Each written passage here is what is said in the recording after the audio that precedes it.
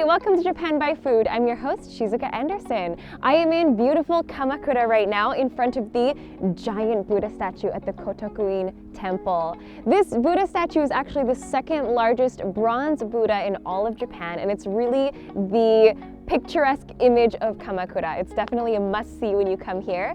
But on top of that, Kamakura was actually once a political hub of Japan. So it used to be like Tokyo, but in the olden days. And I guess more similarly, it's quite similar to Kyoto, which is full of temples, and Kamakura is also full of temples. So there's a lot of beautiful old sites to see here. Well, I'm really excited to see what kind of beautiful things we can find and also what kind of delicious foods we can try here. So let's go explore Kamakura.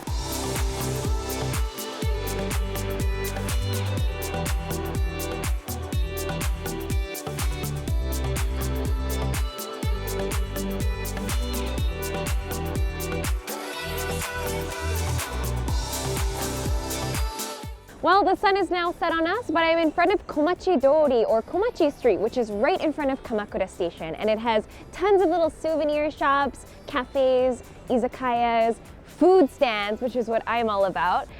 So it's a great place to go shopping and to eat. Let's go see what kind of delicious street foods we can find here. Let's go.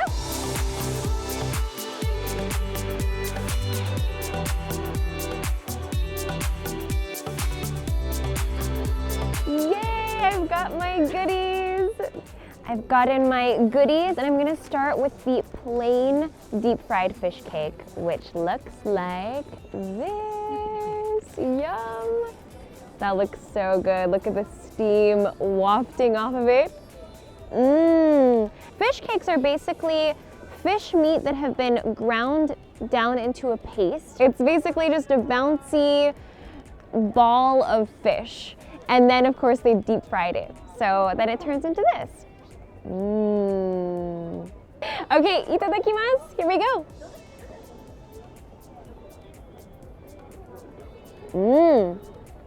It's not as fishy of a flavor as I was expecting. There's a little bit of a fish tasting aftertaste, but otherwise it's very meaty, but it's really, really good. And the flavor is very subtle. I don't think there's a ton of sauce flavoring. Let me take another bite. I actually get like a little hint of sweetness. This is very common in Japanese cooking. They like to add a little bit of, like a little hint of sweetness to their food. And I think it makes for a really unique and delicious bite each time. This flavor is very subtle, so I can understand why they actually recommended the plain one, because you can enjoy the full flavor of the fish cake. It's really good. It's worth a try if you ever come to Kamakura. Let's dig into our next fish cake. It is the corn fish cake. I don't think I've ever had a corn fish cake before, so I'm really excited to try this one. Here you go.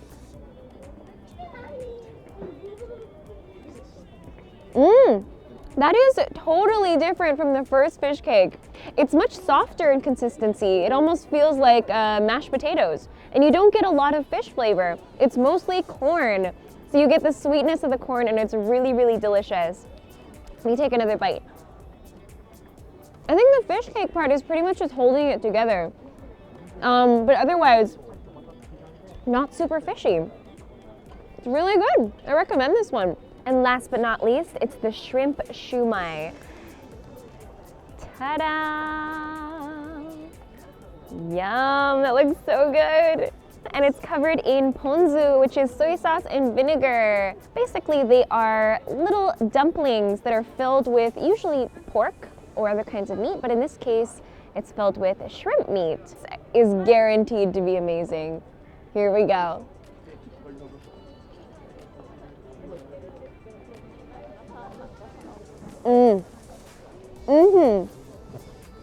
As expected. Super, super good. It almost tastes like there might be some other meat mixed inside. I don't think it's all shrimp, but you do get those little juicy bites of shrimp, and it's so delicious. The outside part is nice and doughy and chewy as well. Really, really good. This is a good one. Now that we tried this stop, let's keep on looking and see what other kinds of delicious foods we can find.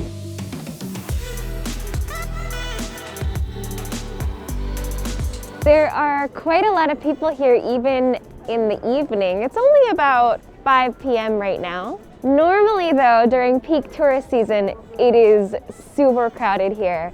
So this is probably one of the better times to come. There are a lot of beautiful buildings here. Some of them are probably not authentic old, but they've got a lot of gorgeous designs that are really inspired by their traditional appearances. はい、いちごなんですか？いちごです。はい。いちごだけなんですか？もうそうですか。残ってて美味しい。ありがとうございます。いただきます。はい。Apparently this is a dried strawberry.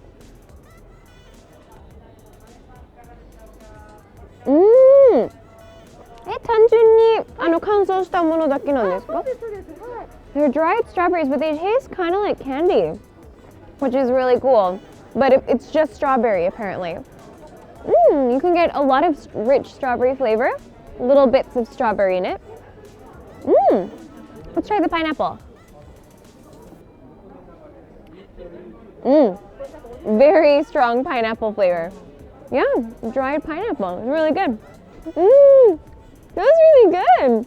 I got to try some fruit samples.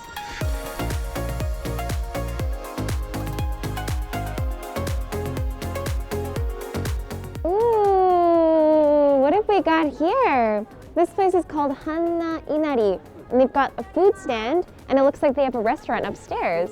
Let's take a look at what they've got. Are you ready? Ta-da! This is my buy for today. It comes in this little cute carry case. But basically what I found is sushi in a cup. This I just had to try because it looks so unique. Ooh, look at that, this glistening salmon roe. And below that there is some sushi rice. So I believe that it will have some vinegar mixed in like they do in sushi. The next layer, it's kind of like a trifle. There's lots of layers here. We've got some tamago, Japanese rolled eggs. We've got some smaller cod roe, tiny fish eggs. We've got some more rice. We've got some Japanese pickles, more rice, and also, I don't know if you can see, but there's some shirasu. There's a layer of white bait fish, and finally, some Japanese mushrooms. Let's give sushi in a cup a try. Ooh, a nice spoonful of sushi. Itadakimasu. That's really good. If you've never had salmon roe before, it's like a tiny bit salty, and when you bite them, they kind of pop in your mouth, and they're a little bit juicy. And the rice is a sushi rice, and it's also salted. It's mixed in with a little bit of sesame seeds and a little bit of seaweed.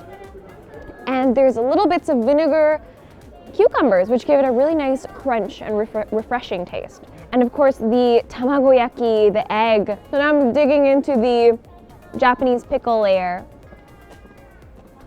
The Japanese pickles have a really good crunch to it as well. Japanese pickles are actually a little bit saltier than Western pickles because they're preserved in salt. So you get a little bit of a unique flavor there too. I'm gonna finish eating this and let's go find some more shops to stop by.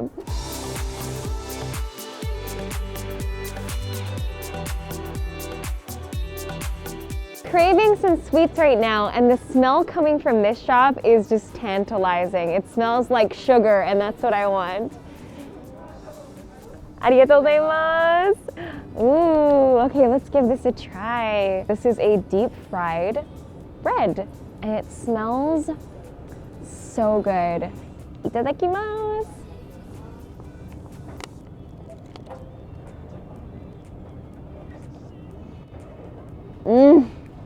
Oh my gosh. It's fresh out of the fryer, so it's still super hot. The inside is almost like melty.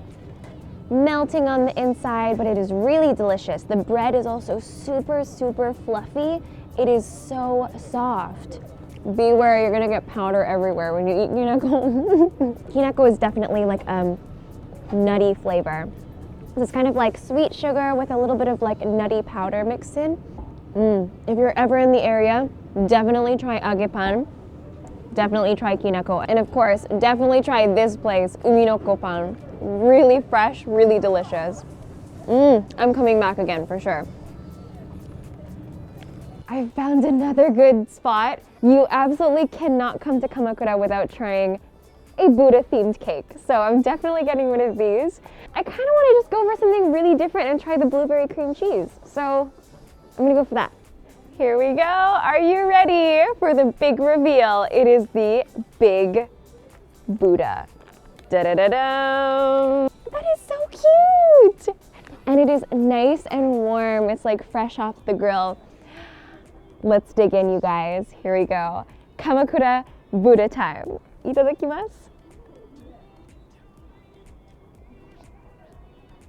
The outside tastes just like a pancake or maybe more like a waffle. Got a little bit of crunch on the outside like a waffle does. The inside is nice and fluffy, and you've got some blueberry and cream cheese filling. That is delicious. Oh, that is so good. It's like eating a blueberry cream cheese pie. Well, I'm not quite done yet, so I'm gonna finish this up.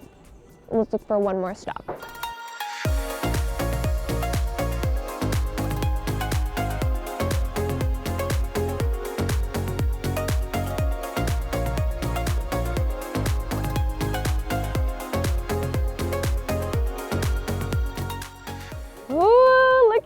I'm so excited to eat this, and I'm so happy that I could get it before they closed up shop. So everything on this street is starting to close up as it's very close to 6 p.m.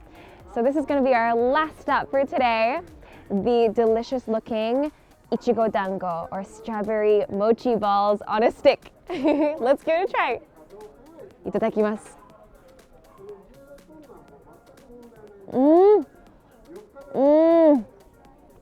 Give me a moment. The mochi is really chewy.